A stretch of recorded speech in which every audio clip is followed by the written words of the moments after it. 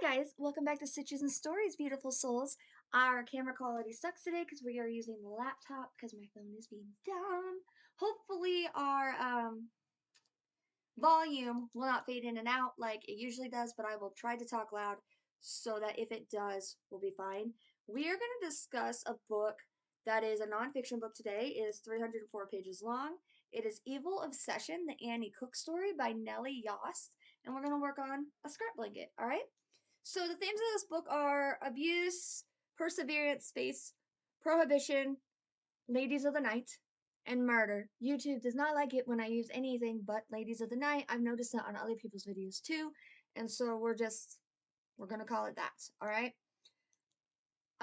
This book takes place in Little Chicago, which is North Platte, Nebraska. It's only 45 minutes from where I live, and it takes place during the 1920s, late 1910s, early 1930s, that kind of thing, through the 1930s, I actually think. There are racial slurs in here, and I know that some people have an issue with that, and they want to cancel any book that has any racial slurs and stuff in it, but it is for historical accuracy. This is what actual people said, this is what actual people thought, and I am part of the population that believes that if you cancel a book, a historical book, due to racial slurs, you're going to end up um, deleting history, and then we're going to be doomed to repeat it. So I didn't take any points off for that because it's a reminder of how far we've come in humanity, especially around these parts. I did find it interesting on the topic of racial slurs. I do want to talk about. I'm gonna find the cord while we talk because apparently the battery on this is dying too. Um, I do want to talk about. I didn't realize that people in this area of the states were were racist towards the Greeks. I I've never heard of that. I'm gonna be honest. But I found it interesting because the big people that they had issues with race in here were the Greeks, the Japanese, the African American, and Latinos. And Greek is not one I had heard of before, and so, I mean, I found that very interesting. There are still people alive today who have stories about the woman that this book is based off of. I have a friend that I work with, and she didn't know this person personally, but her grandparents were kids during this lady's evil life, and told her stories about how their parents would try to keep them away from Annie because anytime she walked into their gas station, they just felt this intense feeling of evil wash over them. They just knew she was evil. Okay? Evil seems like a strong word. When you put it on a human being, it usually means something really, really, really bad, right? Dictators are evil. Serial killers are evil. You don't think of just the average Midwestern farm wife as being evil. But this lady, Annie Cook, really was evil. So she lived in North Platte, Nebraska during the Prohibition. She owned a Lady of the Night house, all right? And she got involved in that because she went to Omaha, which is our biggest city here, and she went there for some medical help, which is not shocking because that's the same place you go now if you need like intensive medical. We have hospitals out here in the rural side of things, but for anything that's like specialized, you still have to go to Omaha, North Platte, Kearney, and most people end up at Omaha. All right. So she went there to get some medical help, and I don't, it's not really stated why she got involved in Lady of the Night. I don't know if it's because she ran out of money while she was there, or if she just thought it was thrilling. Basically, someone came up and said, "Hey, I run this hotel and you can make some money if you are willing to entertain some men." And Annie was like, "Okay, why not?" And she became addicted to the life and addicted to money. And so when she came back, her husband was all like, "Yo, something's wrong with my wife. She's different than what she was before." And that's when her descent really started. Like before that, we know that she wanted to live a bigger life than she had. It stated that she wanted to have more luxuries than a farmer's wife would. But her family married her off to this farmer because they thought he was a nice guy. She's of Russian descent. They wanted her to get married. She was the oldest daughter, and so they married her off, and she was living a pretty quaint farm lady life until Omaha. And then she went she went batshit crazy, guys. Um she was involved in murder, multiple murders. We know for a fact that she killed her daughter. They tried to cover it up. They said that she didn't kill her daughter, that it was an accidental death, but then it was revealed later on that the doctor, she had the doctor in her pocket and basically paid him off to say that it was an accident, but that those who were witnessed it, her sister, said that she killed her daughter. She also had a hand in the death of her adopted son's mother's death, and I would I would call this lady a serial killer, guys. No, she didn't like go out of her way to pick targets and then like torture and SA them, but she killed a lot of people. Ultimately, what she did resulted in death. Okay, so I would call her a female serial killer. She wanted money. That was her only thing she cared about. And so she took in her sister so that she could have her sister's inheritance, got her sister labeled incompetent, even though Lizzie was totally fine. She could have lived on her own. She was married. She had a daughter. But then Annie ruined her marriage. And so she got Lizzie signed over to her so she could get her inheritance, and then was evil to Lizzie, would beat her and everything, made her do all the farm chores. Lizzie's daughter had to do the farm chores too, and then her adopted son had to do the farm chores, and then she put in a bid for to be the poorhouse. And basically, my understanding of a poorhouse, we don't have them anymore, I don't believe, but my understanding of a poorhouse is the government would pay someone to take care of the people who could not work for some reason. And some of them would get out and then go work on their own. It was more like they took care of like the mentally incompetent, the physically incompetent, that kind. And so she would put the people who could work to work in her fields and would make them do hard labor. Those that could not work, she let them rot in their beds. She did not take care of them. And then when one of them died, she'd call the doctor who she had paid off, and he would just say, oh, they died of old age, even though it was very obvious that they died of starvation or something like that. Okay, so I would mark her as a serial killer. She is insanely evil.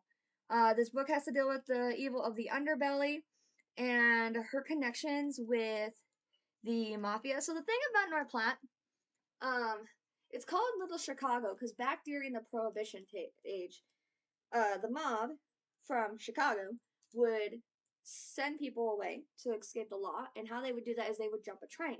The train would go from Chicago down to North Platte, Nebraska, where they would then get off. Because of this, we ended up with a decent sized mob population in North Platte. And for a while, the mob technically ruled North Platte because they had the sheriff in their pocket, they had the court in their pocket, they had the city council in their pocket, they had Annie, all right? And so they basically ruled North Platte. But during this time, people were struggling and fighting to fill these seats with good people because they wanted gambling out of their state, out of their town. They wanted ladying of the night out of their town. They wanted to abide by the laws, but it was like impossible because these people had so much money that they would buy the city. And Annie, who at this point had acquired a lot of money, became known as a big name, basically loan shark. Okay, people would go to her, they would ask for money, and then she would give them loans, and they would have so much time to pay it back. And if they didn't pay it back, she would destroy their lives. Um, People that she owed, she also never paid. And you're like, how did she get away with that? This lady was a sneaky little evil witch. Okay? She had so many people that she owed, and her thing was, you know what? You work for me now. I'm going to write a deed for you. When I die, my entire farm, which contained 80 acres in the north, plus the original farmstead, plus an extra house, and she had a house in town, which was her Lady of the Night place. She's like, I will make this deed to you, and you can have it all when I die. Spoiler alert, she did that to a lot of people. And then when she died, there were like hundreds of deeds. And so it became a first come, first serve thing.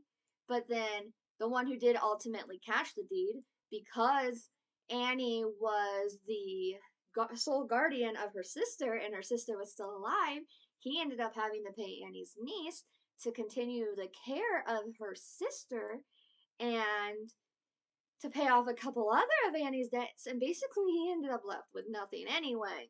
So Annie just kind of screwed them all, guys. Um, what shocked me in here is so many people knew what was going on, but no one did anything because they either profited from it or they didn't know how to help. All right? It's not like they didn't want to help, it's that they didn't know who they could go to. And that would be a hard situation. Like there were people who um they took in Annie's niece when she ran away and they were like, "Oh, we need to call the cops because this girl's being abused." And so they called the cops, but then the cop was in Annie's pocket, so then the cop would just take the girl right back. And so it wasn't until they got a new sheriff that she was able to actually escape. And it was just there was so many corrupt people during this time period in here that it was almost impossible to stop Annie. And I still know some people that their grandparents were kids during this, and they told me a story about it, about how their grandparents would tell them that when Annie would walk into their parents' fuel station, they would just get this intense feeling of evil over them. Did I tell you that already? Maybe. This is my second time recording this video too, so I don't know. But so this is not that long ago. Like the kids that were kids during that time now have grandchildren. Okay? So this was not that long ago. And those grandchildren are about my age. They're in their 30s, 40s, all right? Um this had a lot to do with control of the law in the media via social manipulation, i.e., they used a race riot to distract from the chicken huts. What's a chicken hut? I didn't know either. They said, we need to raid the chicken huts, and I was like, why? For eggs?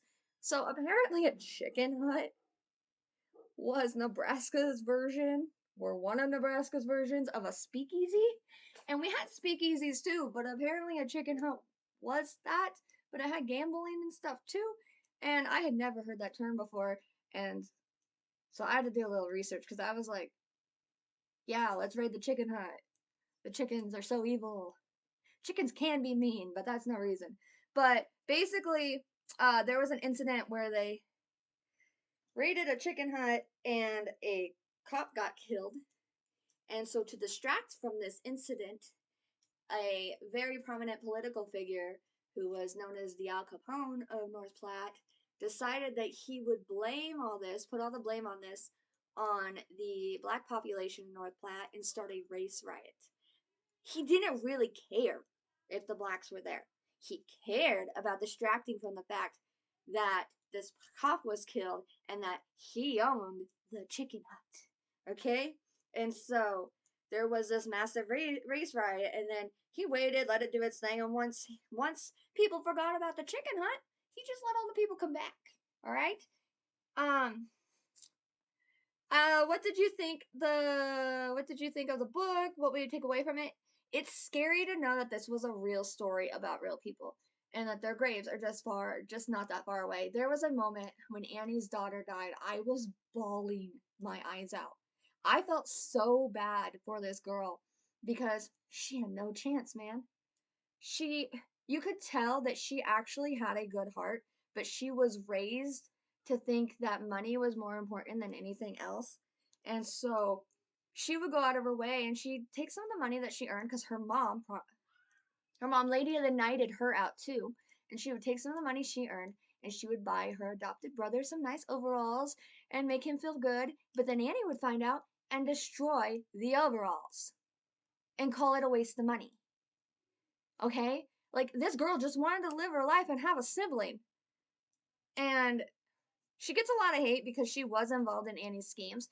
But if you were raised in that environment, if you were taught that that is how you live, I think it skews your view of right and wrong. So I don't think she was fully to be blamed for this, okay? I think that she was operating the way she knew how to operate in the world, all right? And she loved her dad and she loved being around her dad, and her dad cried for her when she died. And you could see glimpses of her good heart. She had a really good heart. Her mom just wouldn't let her use it. And when her mom killed her, I bawled and bawled and bawled. And I was like, oh my gosh, why did the author kill this character? And then it dawned on me, she was a real person. This girl really went through all this. And I looked up her grave and I found out where she was buried. And I tried to do some digging on her death certificate, but I didn't really find anything. I'll have to do a little bit more. I'm interested in the death certificate because of the fact that Annie paid off the doctor to say it was an accidental death. But Annie's sister said that Annie killed her by chucking something metal at her head and basically cracked her skull open. All right. And so I forgot the book was real, and then I realized the book was real, and then I cried even harder. How could one woman be so evil, and how can so many turn a blind eye? I kind of touched on this earlier. I don't think they wanted to turn a blind eye. I think they didn't know who to turn to. I think the government in their city was so corrupt at the time that they didn't know who they can trust. When the police are paid off, who do you go to for help? They're the ones that are supposed to stop this kind of stuff, and if you try to stop it as a civilian, you're going to end up in trouble because vigilantism in any form is illegal. Taking the law into your own hands is illegal. So I think that they were stuck too. What was the aim of this book and how well did the author fulfill it? The aim was to show the need to speak up when you see something being done wrong, and to not turn a blind eye, to find another way around it, and the importance of voting for the good people, all right? Because a lot of people here stayed in power. A lot of these a lot of these corrupt people stayed in power because they bought votes, right? And the good people didn't feel like they could change this. So for the longest time, it was corrupt until the people who were buying the votes started dying off and they were able to refill the seats with people who could be trusted. And it's hard to do that. And honestly, don't come for me, guys. But honestly, I feel like that's kind of where we're at currently in our situation. Not locally. I'm not saying locally. I'm saying on a national level. Um, we elected a president and was doing all this very questionably immoral stuff. Okay, and the first thing he did when he got in power was kick a bunch of people off and replace them.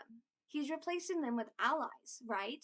This is an obvious strategy. And that's what was going on here. They had allies to fill these places. So then the common people who wanted good representatives had to find a way to get rid of the bad representatives, and it's a complicated process, guys.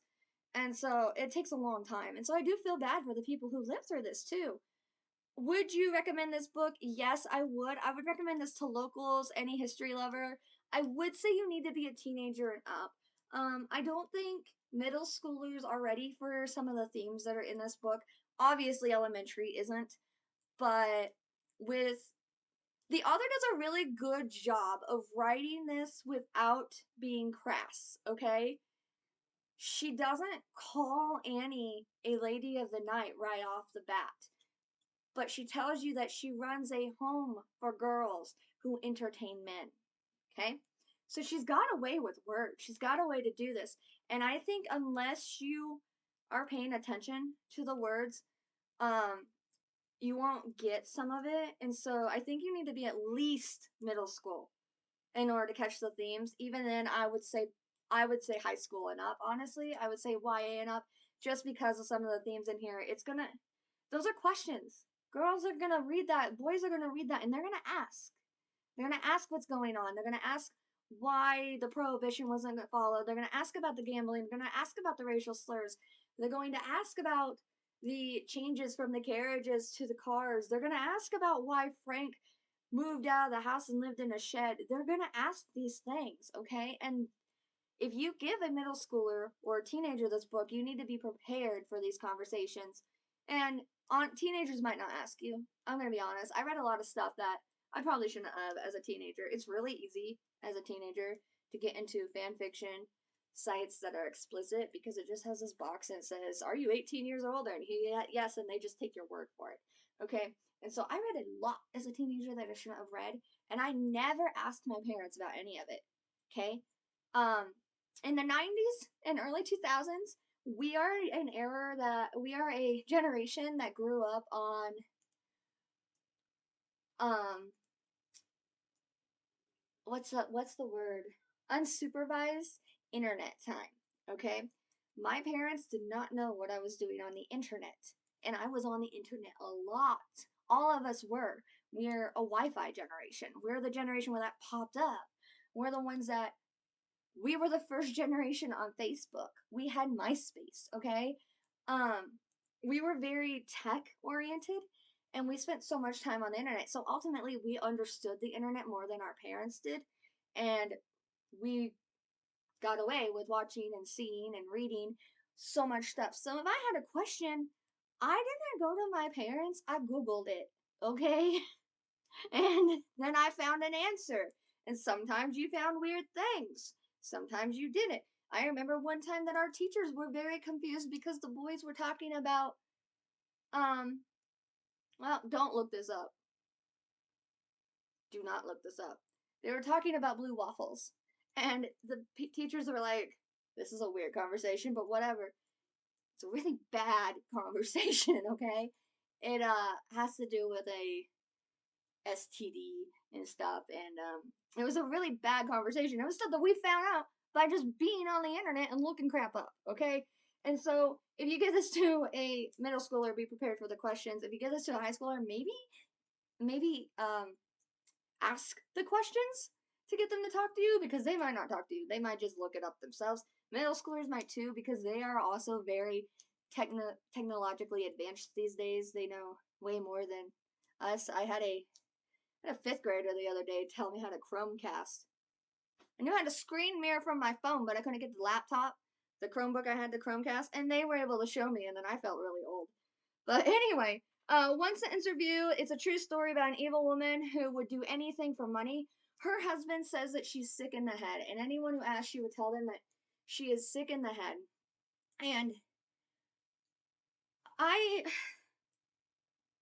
I wish I could give her the benefit of the doubt like Frank did. I wish that I could look at her and be like, something must have broken her mentally. And she must have a mental illness of some kind to be this evil. I don't think she did. I think she had a cruel heart. I think she always had a cruel heart and she just had the opportunity to utilize it because she seemed to know exactly what she was doing, no matter what. And she seemed to have a grasp of what was right and wrong because why would she feel the need to pay off people if she didn't think that what she was doing was wrong? Okay? And so I love Frank. I feel really bad for Frank and her daughter and her adopted son. Oh, that's another thing about her adopted son. Um Annie herself participated in draft dodges. She would pay people to keep him off the draft list so he wouldn't be drafted because she wanted him to work on the farm. Now, he, being a smart boy that he was like, hey, if I enroll in the army, she can't stop me. And so he enrolled in the army to escape Annie. And that ultimately was his life savior. That boy had a pure heart, man. He came back to help her afterwards. Like, he could have just cut off all ties like her niece ultimately did. Okay, but he did not, man. She'd call him and be like, "This is broken. I really need you back. You need to come here and fix this." He'd show up. He'd have cake and coffee with her. He'd fix what was broken, and then she'd be like, "Oh, so you're gonna stay now?" And he'd be like, "Nope, I'm leaving. I just came to help out for a moment." He still helped her. He still showed her respect and still took care of her and because she still took care of her like any good son would, despite the fact that he knew that she didn't love him. Now, I do think it's funny that he found out that this one person who ended up with the deed, who was his age, was sleeping with Annie to get the deed. Like, and he was all like, if I did what you did to get this, I don't think I could sleep at night. And the guy was all like pale. He's like, wait, you know what I did? And he's like, I can't believe you slept with her. Like, I did find that interesting. The author interviewed the adopted son and Annie's great niece for this book. It is written really well. It's not written like a textbook. It's written like a fiction story, but it's all facts. Something I found interesting is at the front of the book it says that the names of the characters in this book have been changed to protect those that were living at the time of the publication. I don't know if someone local did this or who did this, but the copy of the book that I ultimately ended up getting my hands on had a list laminated in the front of it of the real names that went with the fake names so that we could look them up. And I'm not gonna lie, some of the names I was like, wait, I know that last name. And then I was like, oh. Now I'm not gonna dig into their family history because if they are who related to who I think they are, they probably want that forgotten, okay? But I found that very interesting. So this book is out of print and you can't get it in ebook. So if you want a copy of it, be prepared to pay big bucks, okay? I went on a search for this thing. I really did. People were telling me to drive to the bookstores out of town to get it, and I didn't want to drive to get it, and I also didn't want to pay $40 for a copy on Amazon when I know I'm only going to read it once, because I'm notorious for only reading books once. Once I know a story, I don't really want to pick it up again. I have a legit handful, like only like 5 books that I've read more than once, okay? Um, so I am going to link the book below, but be prepared. You might want to go to a local library. If you're in Nebraska, you have a higher chance of finding this at your local library. I swear to God, I asked my library and they said they didn't have it. Okay, but then I asked again and they did have it. So I don't know if the first time if it was just checked out and I misunderstood, or if it was a different person and they didn't realize it was checked out and that they just didn't have it. Either way, I got my hands on it. Now, for our review, I put not applicable on our setting, enjoyment, writing, characters, plot, and readability. I will do that on any book that is nonfiction. Okay? The reason for this is that you cannot change history. All right? You can't go into history and spice it up by adding in a little glorious, I don't know, steamy scene between like Cleopatra and Antony. Okay? You can't go in here and spice this up. You can't make up stuff to make it more enjoyable, even though it's already happened. You're just retelling the story. And so it gets an automatic 5 stars. That being said, this is the best nonfiction story I've ever read. The author who wrote this was very, very talented. She was able to pull it off and write it in a way where it didn't feel like you were reading a history book. It felt like you were reading a legit story about like just fake people, but then you realize that they're real and then it traumatizes you even more. Like, she didn't deserve to die, Annie. I'm mad at Annie about that, by the way. Also, random fact I don't think you care about, but I care about. The house that she owned in North Platte recently sold, like a couple years ago, I believe. And the last I heard, the couple who bought it were going to renovate it. And I don't remember if they were going to renovate it for them to live in or for a bed and breakfast, but I'm going to try to do some more research and see if there's been an update on that because I'm interested to know if there's things hidden inside that house's walls because of the stuff that Annie was involved in. Like, the farm and stuff has already been massively searched and everything, and then this other farm where a person that she had a connection to but didn't actually like know his body had been found at this one place. That place was searched. And so I'm gonna have to do some digging because I'm interested to know if they are renovating what they find inside this building, because a lady like that is sure to have more secrets than we know of, and I'm sure that we don't know even a pinch of them, and we know a lot because a woman as evil is capable of a lot. So I would pick up this book if you like history and if you are interested in this kind of thing. It is a very dark, gritty tale about little Chicago and life in rural Nebraska during that time period. So Thank you guys for being here. I love all you beautiful souls. And next time we will talk about Bride by Ali Hazelwood. I thought that's what we were doing today, but I misspoke. And we were actually doing Annie Cook. So, hope you guys have a great day, a great weekend, and I love you all.